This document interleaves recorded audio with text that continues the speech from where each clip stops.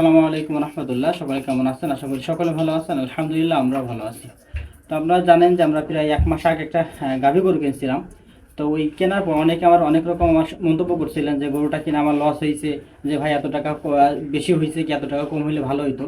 তো মূলত বিষয়টা আপনাদের একটু ক্লিয়ার করি। আমি ভিডিওটা আসলে তখনই আপনাদের বলতে পারতাম, কিন্তু না করার কিছু কারণ ছিল, সেটা আপনাদের বলি। আমি বলতেছি এই মানে 1 মাসের ভিতরে আমি কতটুকু পরিবর্তন আনতে পারছি, এইটা আপনাদের বোঝানোর জন্য ভিডিওটা কিছুদিন যাবত দেরি করছে অনেক। মূলত বিভিন্ন জায়গায় বিভিন্ন রকম বাজার ব্যবস্থা এক এক রকম থাকে। হয়তো আপনার অন্য অন্য জায়গায় এক এক রকম বাজার ব্যবস্থা থাকে। এক জায়গায় দাম বেশি থাকতে পারে, এক জায়গায় আমাদের যেরকম বাজার ব্যবস্থা ছিল, মানে আমাদের বাজারে এরকম দাম ছিল আর কি। তো সেই জায়গা থেকে আমরা কিনছিলাম গরুটা ওই রকম দামে।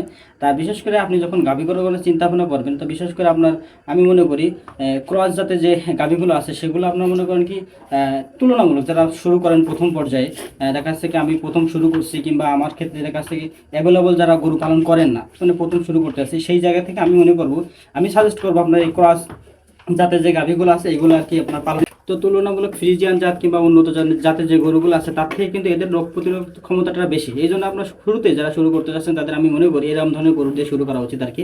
তো আলহামদুলিল্লাহ আমার গরুটা আপনাদের দেখলে বুঝতে পারতেছেন যে আমার 1 মাসের ভিতরে কতটা পরিবর্তন আসছে। আর আপনাদের ক্যামেরার ভিতরে অনেক সময় ছোটো দেখা যায়, যার কারণে অনেকে অনেক কথা বলছিলেন আমারে। তো ইনশাল্লাহ আমাদের এখানে যেরকম বাজার ব্যবস্থা সেই জায়গা থেকে আমাদের কাছে মনে হয়েছিল যে এটা অ্যাকুরেট, এই জন্য আমরা নিয়েছিলাম। হয়তো আপনাদের জায়গায় ভিন্নতা থাকতে পারে। তো আলহামদুলিল্লাহ সব কিছু মিলায় আমার যে গরুটা অসুস্থ হয়েছিল সেটা আলহামদুলিল্লাহ সুস্থ হয়ে গেছে। তো সকলে আমার জন্য দোয়া করবেন, আল্লাহ তাআলা যেন আমার এই খামারে বারাকা দান করে। আজ এই পর্যন্ত, সকলে ভালো থাকবেন, সুস্থ থাকবেন। আসসালামু আলাইকুম।